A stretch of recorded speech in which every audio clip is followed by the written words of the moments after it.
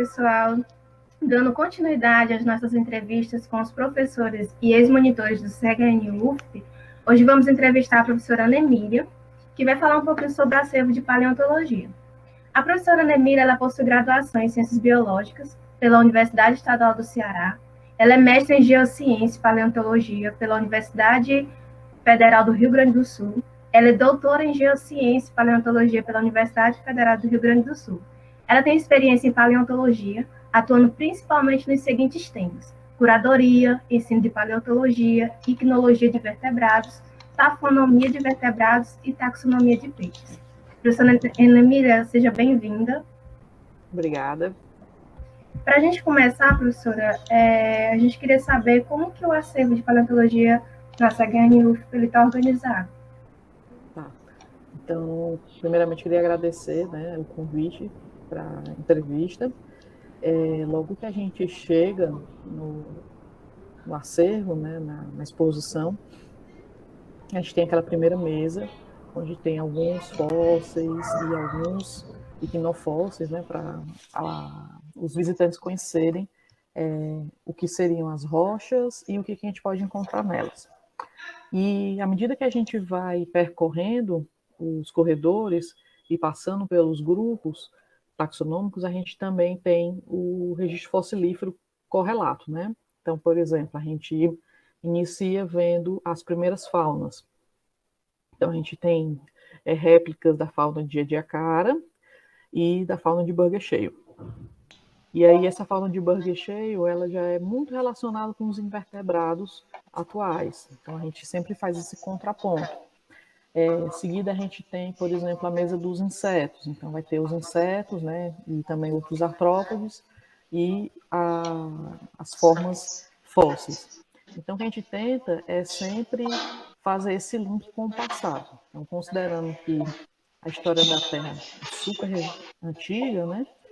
E a gente tem muito registro fossilífero, a gente tenta sempre fazer esse contraponto com as formas atuais, indo, né, desde os invertebrados, passando pelos peixes, anfíbios, os répteis e chegamos nos mamíferos, né, lá no último corredor, né? Para quem não conhece, é dividido em 3 corredores. No último corredor a gente tem os mamíferos. Certo, professora. E qual o objetivo do acervo? O acervo de paleonto é principalmente para dar essa dimensão temporal, a dimensão evolutiva mesmo da vida na Terra. A gente, como eu falei anteriormente, a gente está vendo desse tantinho assim de tempo, né? Por mais que a gente viva, sei lá, 100 anos, a gente está vendo não é nem 1% dessa vastidão temporal que a Terra tem. Então, como a Terra tem 4,6 bilhões de anos e o registro fóssil vem mais ou menos em 4,100 bilhões de anos, então a gente tem muita história para contar e é de suma importância conhecer, né, essa diversidade fóssil para também compreender a diversidade atual. Outro ponto que é importante é que na evolução, a gente tem todas as áreas, né, atuando dentro da evolução, mas a paleontologia é como se atuasse como um tripé, né, parte do tripé da biologia evolutiva, exatamente porque dá essa dimensão da biodiversidade desde muito tempo até a próxima ao recente, e a gente pode comparar com as formas recentes também.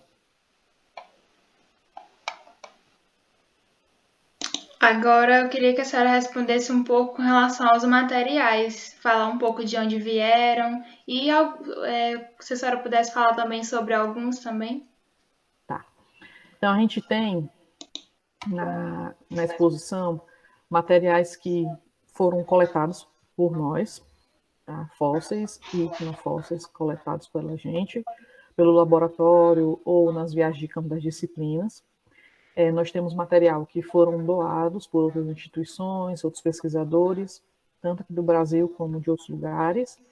E a gente tem, como infelizmente a gente não pode ter, né, não tem acesso a todos os fósseis do mundo, a gente parte do acervo com réplica, são réplicas compradas ou doadas, de fósseis de vários lugares, E a gente também tem muitos materiais agora que são impressos na impressora 3D.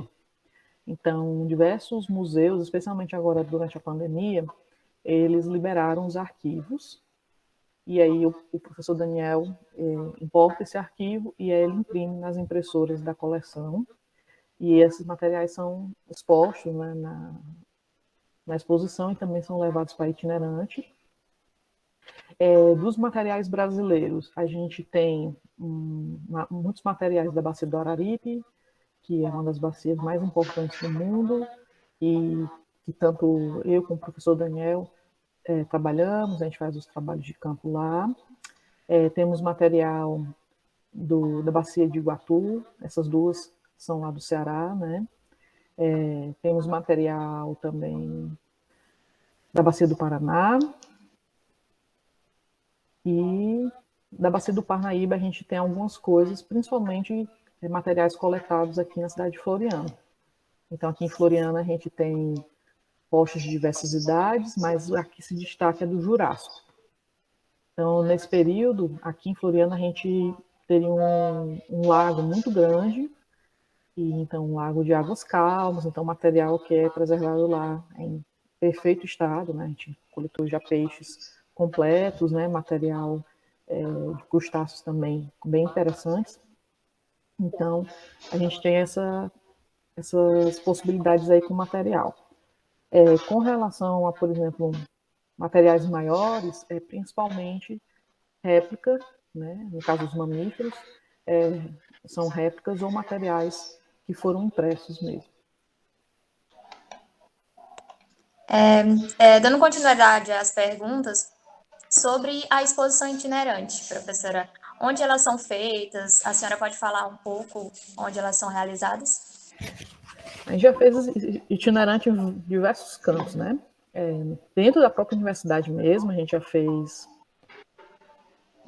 junto com algumas feiras, quando teve o seminário integrador, né, em 2019, se não estou enganada, a gente fez também. Mas o nosso objetivo principal é levar para as comunidades, né? Então a gente já levou para várias cidades do Maranhão e principalmente do Piauí, que é o foco. Então é exposto em praça pública, lá em Amarante era uma outra, não era bem praça, né? Era no Beira-Rio deles. A gente já expôs em escolas. Então, assim, onde a gente é chamado, que a gente pode levar, né? A gente leva. O acervo não tem como ir integralmente, porque tem materiais que são muito sensíveis, frágeis, mas a gente tenta incorporar o máximo do acervo físico, do acervo permanente, para itinerante.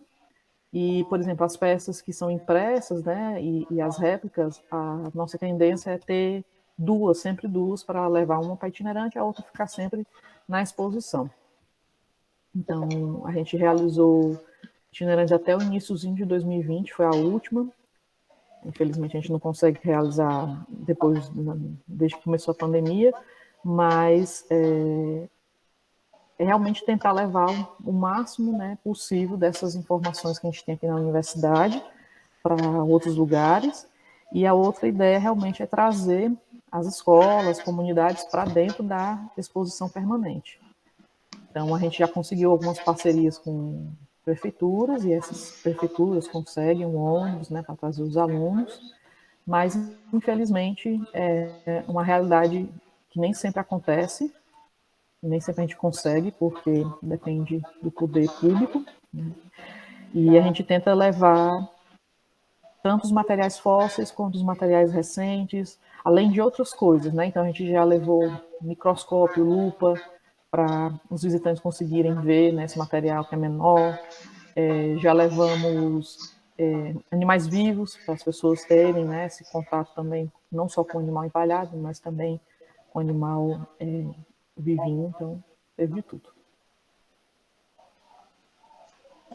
Professora, mais uma pergunta. Como agendar pós-pandemia, né? As itinerantes, as visitas, já foi pensado sobre isso?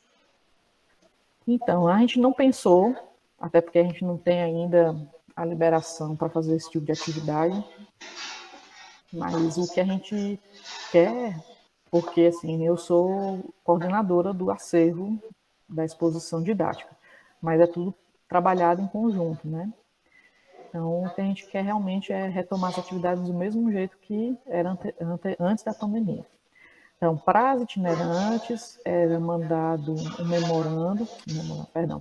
um e-mail, né, solicitando com as informações de onde era, ou então entrava em contato, ex-alunos entravam em contato com a gente ia conversando para conseguir conciliar o horário deles com o nosso horário, e a gente levava a itinerante, e as visitas no acervo permanente era através de um ofício, ou mesmo, né, um e-mail, solicitando o dia, o horário, a quantidade de pessoas que teriam acesso à exposição, de modo que a gente pudesse organizar a entrada, né, de no máximo 6 pessoas por vez, para ir apresentando a exposição com calma.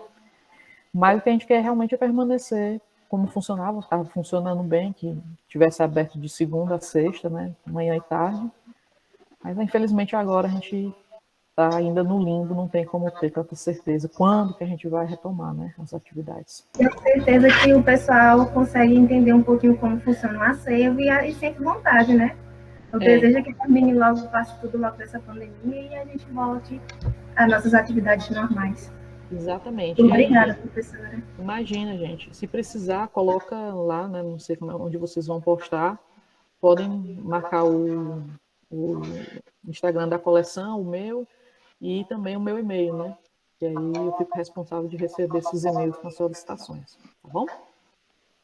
Eu que Obrigada, agradeço. professora. Obrigada, professora. Tchau, tchau. Tchau.